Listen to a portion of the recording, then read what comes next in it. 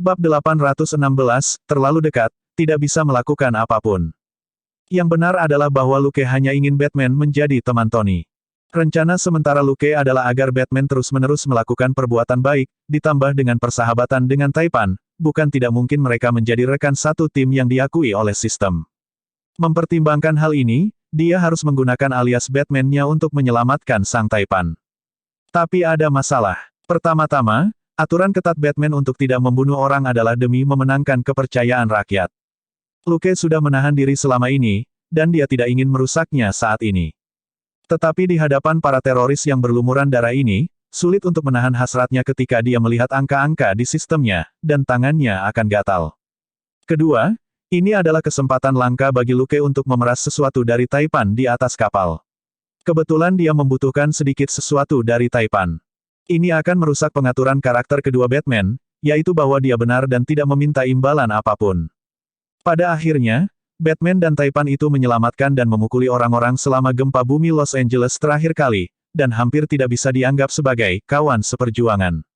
Itu seperti pepatah lama, jika Anda terlalu dekat, Anda tidak bisa melakukan apa-apa. Jika Batman mengatakan, beri aku sesuatu, sebagai imbalan untuk menyelamatkan orang, itu akan menodai identitasnya sebagai pahlawan super nomor 1. Itulah sebabnya Luke memilih identitas serigala putih yang dingin dan misterius. Dengan begitu, dia tidak hanya bisa mempertahankan citra agung Batman, dia juga akan mendapatkan rejeki nomplok kecil. Sebagai pengusaha besar dalam kesulitan, Tony pasti akan sangat bijaksana sekarang. Dia seharusnya bisa memberi Luke hadiah besar nanti, yang akan menjadi akhir yang sempurna untuk operasi penyelamatannya. Saat mereka mengobrol, mereka berdua terbang kembali ke tempat terbuka di depan gua. Tony melihat sekeliling dan melihat mayat para penjahat di mana-mana. Berdasarkan apa yang dilihatnya, para penjahat ditembak di kepala atau di dada. Melihat sendiri betapa kejamnya serigala putih ini, dia hanya bisa bergumam dalam hati, dia benar-benar pantas disebut penghakiman. Semua orang jahat yang dia temui, dia kirimkan kepada dewa. Sungguh, malaikat. Mendarat di tanah, Luke menyeret Tony ke dalam gua. Setelah memasuki gua, dia mendudukkan Tony untuk bersandar di dinding dan menunjuk seseorang yang tergeletak di tanah. Apakah kamu mengenal orang ini? Mata Tony sudah tertuju pada wajah pria itu, dan suasana hatinya langsung turun. Saya bersedia, dia temanku. Lukas mengangguk. Kalau begitu aku tidak menyelamatkan orang yang salah. Tony tercengang. Menyimpan. Saat Luke masuk ke dalam gua, dia berkata, pria ini hanya terluka parah. Apakah aneh untuk menyelamatkannya? Tunggu di sini sementara saya mencari alat. Petik 2. Tony tidak percaya. Tetapi, sosok putih bersih sudah menghilang di sudut gua, dan Tony hanya bisa menelan sisa kalimatnya. Dia mengamati Yinsen dengan cermat, dan melihat dadanya naik turun, yang membuktikan bahwa dia masih hidup. Berpikir cepat, Tony mengerti. Sebelum dia meninggalkan gua, Yinsen memang terlihat seperti berhenti bernapas. Tapi Tony bergegas keluar di Mark 0 dan tidak punya waktu untuk memeriksa Yinsen dengan hati-hati, itulah sebabnya dia membuat kesalahan besar. Lalu apakah dia sedih untuk apa-apa? Begitu dia memiliki pemikiran itu, Tony dengan cepat menepisnya. Jika serigala putih tidak muncul atau Tony langsung pergi seperti yang dia rencanakan, Yinsen akan benar-benar mati. Bahkan jika Tony membunuh semua penjahat sendirian, Yinsen, yang tertembak di dada, masih akan mati. Satu-satunya ahli bedah di sini adalah Yinsen, dan dia tidak bisa mengoperasi dirinya sendiri. Saat pikiran berantakan ini melintas di benaknya, Tony tiba-tiba merasa lega. Punggungnya yang tegang akhirnya rileks, dan dia mengandalkan dinding untuk menopang tubuhnya agar tidak jatuh. Yinsen tidak mati. Tadi sangat menyenangkan. Tak lama, Luke keluar dengan sebuah kotak yang berisi semua alat dari gua Tony. Mengikuti instruksi Tony, dia dengan cepat membongkar Mark 0 dan membebaskan Taipan itu. Luke terkekeh dalam hati ketika dia melihat Taipan itu memeriksa Ethan segera setelah dia keluar. Tampaknya sang Taipan telah belajar cukup banyak kali ini. Dia bahkan belajar untuk merawat teman-temannya. Ayo pergi. Ada radio di gua di sana. Anda dapat menggunakannya untuk mengirim pesan dan meminta seseorang menjemput Anda. Dia kemudian mengambil Yinsen dan pergi. Tony berdiri dan tersandung. Setelah terkurung di Mark 0 begitu lama, tangan dan kakinya mati rasa setelah dibebaskan. Namun, melihat White Wolf tidak berbalik, Tony menggertakkan giginya dan mengikutinya. Dia bukan lagi tuan muda yang manja di masa lalu. Dia telah menderita segala macam kesulitan dalam setengah bulan terakhir, dan bahkan telah menikmati siksaan air beberapa kali. Ketidaknyamanan ini bukan apa-apa. Gua tempat radio itu berada jauh lebih baik. Itu kursi dan tempat tidur. Yinsen tetap tidak sadarkan diri saat dia berbaring di tempat tidur, sementara Tony tidak perlu duduk di pasir lagi saat dia duduk di kursi. Luke keluar lagi. Ketika dia kembali, dia melihat Taipan, yang duduk di samping tempat tidur dengan linglung, dan bertanya, apakah Anda mengirim pesan kepada orang-orang Anda? Tony mengangguk. Luke melemparkan sebuah tas kecil kepadanya. Makanan dan air. Barang Amerika yang belum dibuka. Anda mungkin membutuhkannya. Tony menangkapnya. Terima kasih. Meskipun tim penyelamat akan tiba dalam 2 jam, Tony terlalu sibuk tadi malam untuk makan di pagi hari, dan bahkan berperang melawan para penjahat. Pada saat itu, dia benar-benar lelah dan lapar. Dan ini, Luke memberinya tas lain. Tony mengambilnya dan membukanya, hanya untuk melihat sketsa Mark 0 dan laptop dengan semua data di dalamnya. Terima kasih. Kali ini, dia terdengar lebih tulus. Setelah berkomunikasi dengan tim penyelamat, dia datang untuk memeriksa cedera Yinsen, dan tidak memikirkan hal ini sama sekali. Jika benda ini tertinggal, militer AS mungkin akan menemukannya, yang akan cukup merepotkan. Itu terutama karena laptop berisi bagian dari teknologi pra-install untuk Mark II, yang dapat digunakan untuk menganalisis beberapa fungsi dan kelemahannya. Itu bukan masalah besar bahkan jika Mark 0 dipulihkan. Tanpa reaktor, itu hanya pelindung logam rumit yang tidak layak disebut, karena mirip dengan teknologi kerangka luar yang dikembangkan oleh militer AS. Luke hanya bersenandung dan berjalan di sekitar ruangan sejenak sebelum dia menemukan 2 senapan dan beberapa klip. Dia melemparkannya ke Tony dan berkata, untuk jaga-jaga. Tony mengangguk tanpa suara. Melihatnya, Luke tiba-tiba berkata, sekarang, akankah kita berbicara tentang hadiahnya? Tony membuang muka dari Yinsen dan tersenyum dalam hati. Meskipun pria ini disebut malaikat, masih ada pencobaan di depan. Dia mungkin tidak datang ke sini untuk menyelamatkan Tony, tetapi untuk menghakimi para teroris. Tidak banyak orang baik seperti Yinsen di dunia ini.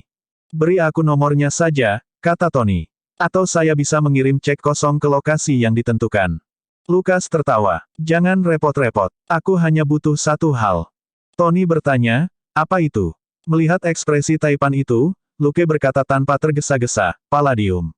Bab 817, menyegel kesepakatan, dan Taikun, tidak bernilai. Tertegun, Tony mengerutkan kening. Kau menginginkan itu. Kenapa kamu datang ke sini? Luke menunjuk jet di punggungnya dan berkata, apakah Anda pikir saya hanya menggunakan benda dengan output rendah seperti ini karena saya mencoba menghemat energi dan melindungi lingkungan? Tony mengerutkan kening. Kamu punya keterampilan. Luke bertanya, bagaimana menurutmu? Dari mana Anda mendapatkan teknologi itu? Tony tanpa sadar bertanya. Luke menyilangkan tangannya. Apakah ini perawatan yang saya dapatkan untuk menyelamatkan Anda? Tuan Stark, Anda benar-benar pria yang murah hati. Tony kembali ke dirinya sendiri dan sedikit malu. Itu adalah kebiasaan yang telah dia kembangkan selama bertahun-tahun, dan itu secara tidak sengaja terlepas untuk sesaat. Ketika datang ke teknologi, dia tidak bisa tidak jatuh ke dalam mode pertanyaan, terutama ketika datang ke reaktor mini Palladium. Dia tidak berpikir ada orang lain di dunia ini yang bisa melakukannya. Melihat Taipan itu diam, Luke melanjutkan, jika itu kesepakatan, saya akan mendapatkannya dari Anda ketika saya punya waktu. Jika Anda tidak mau, lupakan saja. Petik 2. Tony tercengang. Hah? Luke berkata, Palladium adalah solusi yang baik, tapi itu bukan satu-satunya. Karena saya bertemu Anda hari ini, saya pikir saya hanya akan bertanya. Petik 2. Melihat ekspresi Taipan, dia masih mengejeknya. Jangan khawatir, bahkan jika Anda menolak, saya tidak akan membuang Anda. Aku bukan kamu, dan kamu bukan salah satu dari wanita yang kamu buang secara teratur. Petik 2. Tony tampak malu sejenak, tetapi dengan cepat pulih. Sebagai CEO sebuah perusahaan senjata, bagaimana dia bisa bertahan di masyarakat jika dia peduli dengan reputasinya?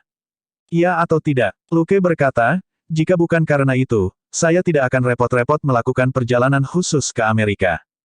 Tony merenungkannya saat dia mempertimbangkan kesepakatan Luke. Beberapa menit kemudian, dia mengangguk pelan. Aku bisa memberimu Palladium, tapi jumlahnya. Lukas hanya mengangguk. Ini tidak seperti saya akan menggunakannya untuk membuat bom. Beri aku 2 pon. Tony tersedak lagi. Dia adalah seorang pengusaha. Dia tidak suka tawar-menawar dengan orang lain, itu adalah tanggung jawab orang lain di perusahaan, Tapi itu biasa bagi orang lain untuk tawar-menawar dengannya. Dia benar-benar tidak terbiasa dengan orang yang tidak berbasa-basi saat berbicara dengannya. Lukas tidak peduli. Dia hanya membuat komentar biasa. Ketika dia punya uang di masa depan, dia secara alami akan mendapatkan palladium dari sumber lain, jadi dia tidak perlu mencari Tony lagi. Tony mungkin bertindak patuh sekarang, tapi dia sangat cerdik. Nyawanya yang lemah saat ini ada di tangan Luke.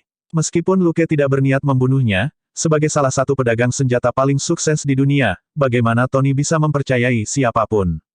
Bagi banyak orang besar, rasa syukur karena diselamatkan tidaklah penting.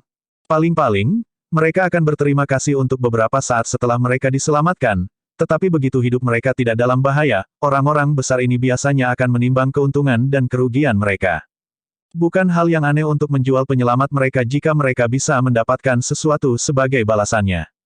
Misalnya, ketika Luke menyelamatkan Tony barusan, Taipan itu tidak merasa berterima kasih padanya, atau setidaknya, itu tidak memenuhi persyaratan sistem. Lukas tidak terkejut. Hanya orang idiot yang akan berpikir bahwa Tony, yang telah menjadi pedagang senjata utama selama lebih dari 10 tahun, akan tulus dan memperlakukan seseorang seperti saudara. Kecuali cukup waktu dan pengalaman terlibat, dia tidak akan mempercayai siapapun. Luke memahami ini dengan sangat baik, karena dia juga sama. Ekspresi Tony mengalami serangkaian perubahan untuk waktu yang lama sebelum akhirnya dia mengangguk. Sepakat. 2 pon palladium jauh dari masa kritis, dan hanya bisa digunakan sebagai bahan bakar. Itu cocok dengan apa yang Luke katakan sebelumnya. Tetapi bahkan jika Luke menginginkan lebih, Tony akan setuju terlebih dahulu. Apapun yang diinginkan Luke, Tony akan menyetujuinya. Apakah dia benar-benar akan melakukannya atau tidak, dan untuk jumlah pastinya, dia bisa memikirkannya setelah dia melarikan diri. Setelah semua yang dia alami baru-baru ini, Tony belajar satu hal, ketika Anda berada di bawah atap orang lain, Anda harus menundukkan kepala. Itu bukan kehilangan muka untuk berpura-pura kesopanan dengan musuh bila diperlukan. Luke diam-diam terkekeh saat mendapat janji Tony. Mengingat keberadaan sistem, dia tidak bisa secara acak mengambil barang orang lain untuk dirinya sendiri.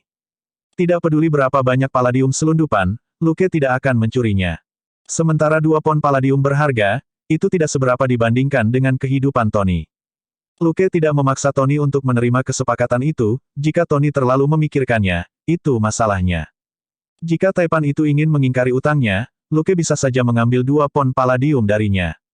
Karena itu adalah bagian dari kesepakatan, sistem secara alami tidak akan mengurangi poin kreditnya. Kesepakatan ini pada dasarnya sama seperti ketika Weyland mempekerjakan Luke, kecuali bahwa apa yang akan diberikan Tony kepada Luke bukanlah uang. Puas dengan kesepakatan itu, Luke berbalik dan pergi. Saya pergi. Hati-hati. Tony tercengang. Anda, Luke berkata, saya tidak ingin ditangkap oleh tentara Anda. Hehe, mereka tidak memiliki reputasi yang sangat baik. Petik 2. Tony kehilangan kata-kata dan hanya bisa melihat sosok putih meninggalkan gua dan menghilang. Untuk sesaat, dia tidak bisa tidak bertanya-tanya, mengapa serigala putih ini terlihat tidak sabar untuk pergi. Apa karena dia cemburu karena aku terlalu tampan? Begitu dia memikirkan itu, dia mencium aroma maskulin yang kuat pada dirinya, dan kembali ke dirinya sendiri. Apakah itu karena White Wolf tidak bisa mengambil lebih banyak dari pesona Tony? Mengabaikan kecurigaan Sang Taipan, Luke berlari keluar dari lembah. Dia tidak khawatir tentang keselamatan Tony. Dia telah mengkonfirmasi kematian semua penjahat di lembah dengan tangannya sendiri, dan tidak ada seorang pun di sekitarnya. Orang yang dihubungi Tony sebelumnya adalah Happy. Jelas, Tony sangat curiga terhadap militer AS dan tidak ingin militer tahu bahwa dia telah diselamatkan. Happy adalah orang kepercayaannya yang setia, dan memiliki wewenang khusus dalam keadaan darurat tertentu.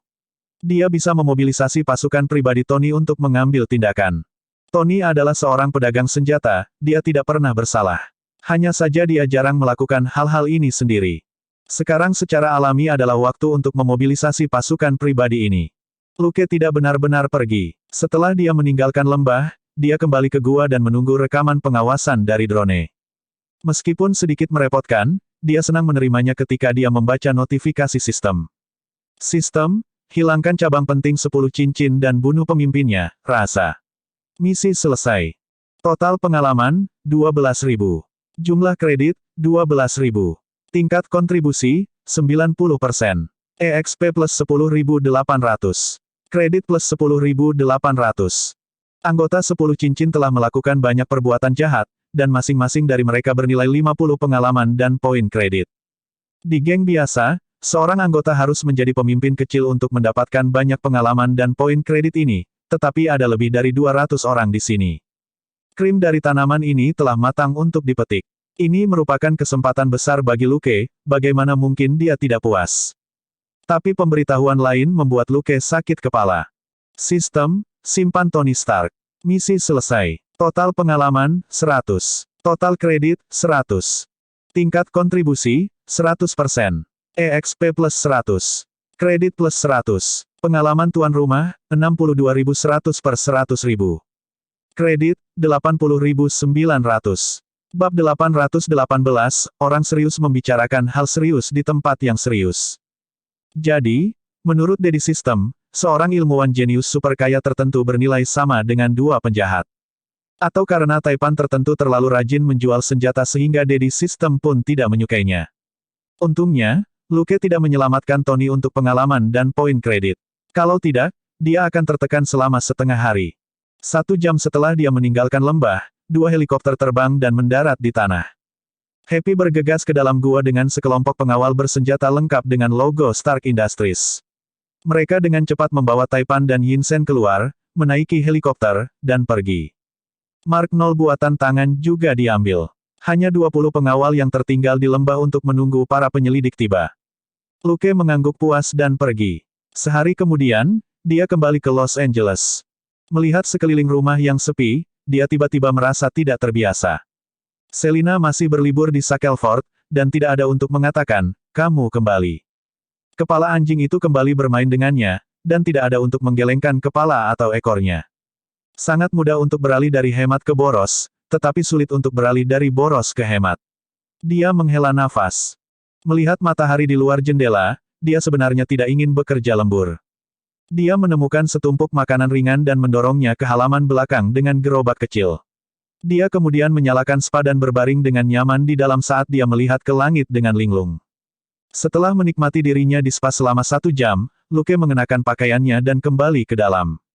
Dia menyalakan tabletnya dan mendengarkan berita saat dia membuat makan malam untuk dirinya sendiri. Itu masih sepi. Tidak ada berita tentang Tony Stark. Sang Taipan seharusnya masih memulihkan diri sekarang, dan belum muncul. Atau mungkin karena dia tidak mandi selama setengah bulan, dan ikan asin ini ingin membenamkan dirinya di bak mandi. Meskipun armor Luke memiliki sistem suplai oksigen, itu masih memungkinkan udara luar masuk ketika tidak ada bahaya, yang juga memungkinkan dia menggunakan Sharp Nose. Ketika dia menyelamatkan Tony, dia harus menutup Sharp Nose agar tidak bersentuhan dengan bagian manapun dari ikan asin yang masih hidup ini dan mencekiknya. Bahkan ketika dia memanggang Taipan itu lagi di dalam hatinya, sebuah pikiran samar muncul di kepalanya, tetapi setelah beberapa saat, dia tidak dapat mengingat apa itu. Itu pasti ada hubungannya dengan Tony, tapi itu tidak terlalu penting, itulah sebabnya dia tidak bisa mengingatnya. Setelah merenung sejenak, Luke mulai bergumam pada dirinya sendiri. Tony Stark, Stark Industries. Membaca kata kunci, dia tiba-tiba teringat sesuatu. Sambil mengobrak-abrik ingatannya tentang kehidupan sebelumnya, Luke merenung sejenak sebelum dia memanggil Jenny. Jenny ada di Los Angeles, tapi dia tidak ada di rumah. Dia berada di gedung kantor perusahaan telepon. Baru-baru ini, dia berlarian di luar atau bekerja di perusahaan. Dia memiliki ruang khusus di kantornya, tempat dia tidur selama beberapa hari terakhir. Luke mengganti pakaiannya dan langsung pergi ke gedung kantor. Sebagai perusahaan baru yang baru berdiri dan sedang kesulitan dana, Titanium Phone Company hanya menyewa sebuah gedung tua berlantai 5 di lingkungan biasa sebagai kantor sementara. Jenny sudah mendiskusikan perkembangan masa depan perusahaan dengan Luke, dan tidak berencana untuk terlalu mencolok di sini. Sebaliknya, dia sudah mencari gedung yang cocok di Nassau County, New York untuk kantor pusat Titanium Phone Company. Mereka perlahan bisa mendirikan cabang di Los Angeles di masa depan, tidak ada terburu-buru. Di bawah tatapan penuh perhatian pengawal pribadi Jenny, Luke menggesek kartunya ke lift dan naik ke atas. Kedua pengawal itu akhirnya membuang muka. Mereka sedikit lebih akrab dengan pria misterius yang tidak pernah menunjukkan wajahnya ini. Presiden Jenny akan menelepon mereka sebelumnya setiap kali orang ini muncul. Ditambah dengan kartu identitas khusus, pria misterius itu bisa masuk lift tanpa dimintai keterangan. Luke hanya melakukan ini karena dia tidak ingin menjadi berita. Misalnya, jika IRS benar-benar menggunakan cara legal untuk mendapatkan informasi secara paksa, mereka masih dapat menemukan jejak Luke di perusahaan telepon. Tapi selama perusahaan telepon seluler membayar pajaknya, IRS tidak punya banyak waktu luang. Naik lift ke lantai 5, Luke menggesek kartunya untuk masuk lagi. Setelah menutup pintu, dia melepas topi, kacamata hitam, dan topengnya. Sebuah pintu tidak jauh dari sana terbuka, dan Jenny berjalan keluar dengan piyama sutra biru muda. Dia tampak lelah, tetapi juga bersemangat. Kamu datang di waktu yang tepat. Saya akan memberitahu Anda tentang perkembangan terakhir dengan perusahaan. Petik 2. Luke menggendongnya sambil tersenyum. Tidak perlu terburu-buru. Ayo pergi ke tempat yang lebih nyaman. Jenny buru-buru mendorong dadanya dengan kedua tangan. Tidak, kita sedang membicarakan bisnis. Tanpa berhenti, Luke berkata, Sekretaris Jenny, apa yang Anda pikirkan? Sesaat kemudian, Jenny berbaring di tempat tidur dengan ekspresi heran. Begitu serius hari ini. Pada saat itu, pakaian mereka pada dasarnya masih utuh. Mereka hanya berbaring di tempat tidur dan mengobrol. Luke berkata, kamu sangat lelah baru-baru ini. Itu saja untuk saat ini. Jenny mengangguk puas, melingkarkan tangannya di pinggang Luke, dan mulai berbicara tentang perusahaan telepon. 10 hari telah berlalu sejak pertemuan terakhir mereka, dan penjualan telepon titanium sedang booming. Satu-satunya hal yang membatasi penjualan adalah pasokan. Bahkan, setelah meminta pendapat Luke, Jenny telah meningkatkan pasokan secara signifikan. Namun, dia mewarisi naluri bisnis orang tuanya, dan itu tidak sia-sia. Sebelum meningkatkan pasokan ponsel titanium, dia telah melakukan penyelidikan terperinci. Setelah menganalisis situasi berkali-kali, dia hanya meningkatkan pasokan menjadi 200.000 telepon pada bulan September. Hanya setelah dia memeriksa situasinya lagi setelah Oktober, dia akan meningkatkan pasokan menjadi 300 hingga 500.000 unit pada bulan Oktober. Dengan demikian, strategi pemasaran rasa lapar Luke tidak ditinggalkan. Dengan memastikan bahwa pasokan telepon titanium di pasar masih belum memenuhi permintaan, Jenny berhasil meningkatkan keuntungan bagi perusahaan telepon seluler dan membuat telepon semakin populer. Manfaatnya adalah semakin banyak profesional kini optimis tentang masa depan Titanium Phone Company, dan nilai perusahaan sekali lagi meroket. Mendengar Jenny mengatakan bahwa perusahaan telepon itu bernilai 10 miliar dolar oleh beberapa surat kabar, Luke sedikit terkejut. Apakah kamu bercanda? Saya ingat bahwa itu hanya 2 atau 3 miliar dolar beberapa hari yang lalu. Apakah orang-orang ini menggunakan yen? Jenny memukulnya sambil tersenyum. Itu hanya beberapa sanjungan acak di surat kabar dan jumlahnya sedikit berlebihan. Tapi semua orang tidak bodoh. Jika tren ini berlanjut, kami dapat menyebabkan perombakan di industri telepon, dan Titanium Phone Company akan menjadi pemimpin baru. Yah, setidaknya salah satunya. Dia tertawa. Tentu saja, mereka masih meremehkan perusahaan telepon seluler. Jika mereka tahu bahwa perusahaan kami tidak menghasilkan uang hanya dengan menjual ponsel, penilaian mereka mungkin akan meningkat lagi beberapa kali lipat. Bab 819, CEO Jenny harus menjadi sombong. Lukas merenung sejenak. Bahkan ada lebih banyak dari mereka yang tidak baik, kan? Wajah Jenny menjadi gelap. Mereka tidak pernah berhenti, dan sekarang ada beberapa perusahaan, Wayland telah mengindikasikan bahwa tidak ada yang bisa dia lakukan. Luke tidak terlalu memikirkannya. Tidak apa-apa. Bukankah kita sudah memiliki robot hijau kecil itu sebagai umpan? Kamu sudah mempersiapkan ini, kan? Petik 2. Jenny ragu-ragu. Apakah kita benar-benar akan mengalahkan Little Green? Mungkin kita bisa memikirkan hal lain. Lukas mengangkat bahu. Yang terbaik adalah jika kita dapat menyelesaikan sebagian besar pertukaran paten kita sebelum mereka mengambil tindakan, atau tuntutan hukum paten nanti akan sepenuhnya menyeret perusahaan telepon. Jenny mengangguk tak berdaya. Dia tahu bahwa dia harus membuang Little Green jika dia ingin menjaga keamanan perusahaan telepon.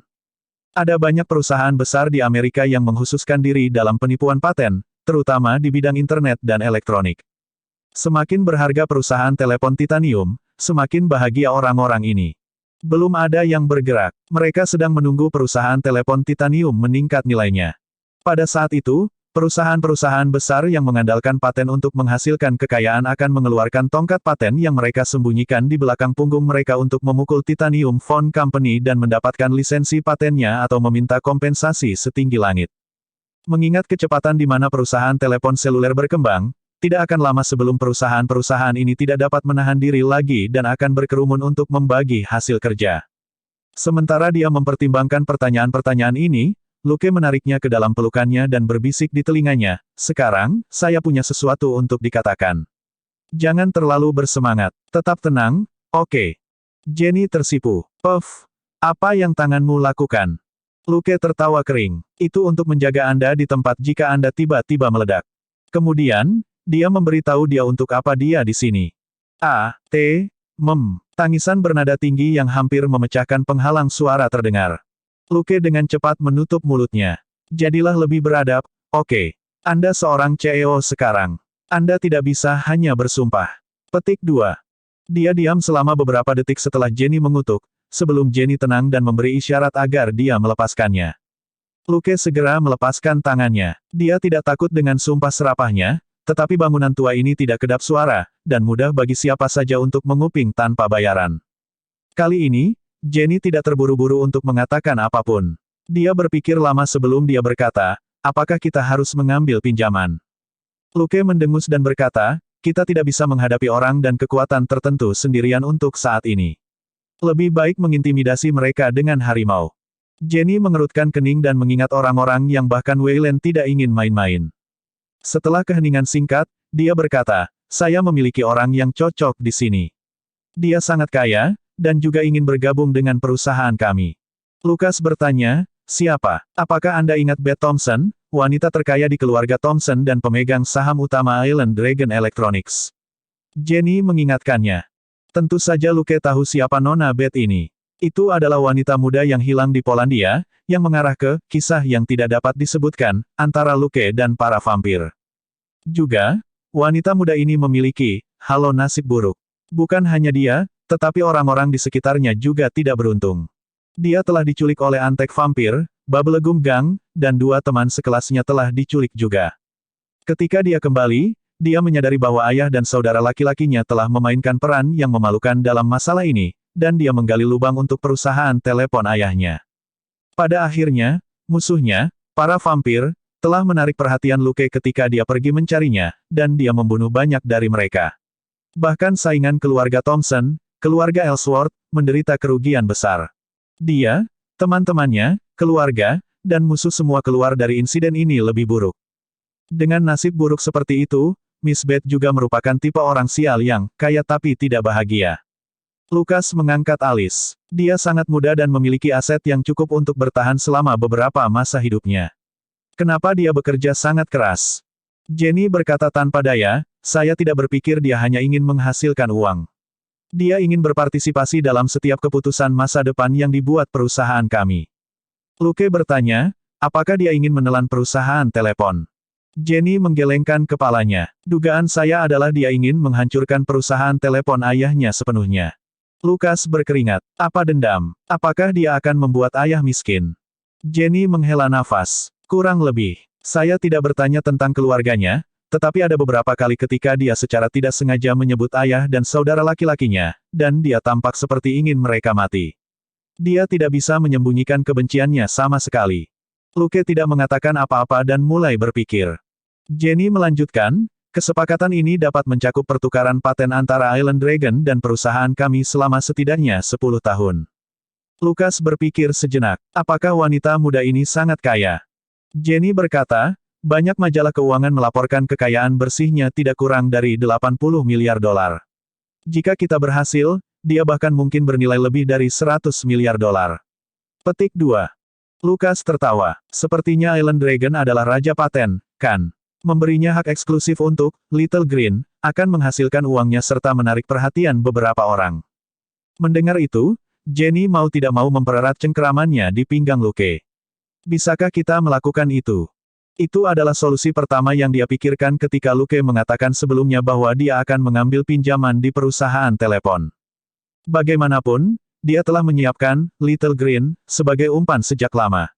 Dia hanya menunggu saat yang tepat untuk membuangnya. Jenny tidak percaya pada hati nurani kapitalis, dan dia tidak ingin menempatkan perusahaan telepon di tangan kekuatan lain begitu cepat. Jika itu terjadi, akan sangat mudah bagi Titanium Phone Company yang belum cukup besar untuk dimanfaatkan oleh para kapitalis besar. Lukas mengangguk sambil tersenyum. Tentu, tangani sendiri, tapi uangnya harus dilunasi paling lama seminggu. Anda dapat membuat beberapa konsesi. Petik 2. Jenny menghela napas lega, lalu mengalihkan perhatiannya kembali ke bisnis yang telah diangkat Luke. Apa yang terjadi dengan Stark Industries? Menurut Anda mengapa harga sahamnya akan turun? Luke berkata, itu informasi orang dalam. Ada konflik internal di Stark Industries, harga saham pasti turun. Kita dapat mengambil kesempatan ini untuk menghasilkan uang.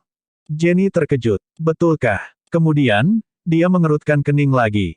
Tetapi mengapa Anda menggunakan keuntungan kami untuk membeli saham Stark Industries? Apakah Anda yakin harga akan naik lagi setelah turun? Dari apa yang Anda katakan, itu tidak akan hanya setetes kecil. Petik 2.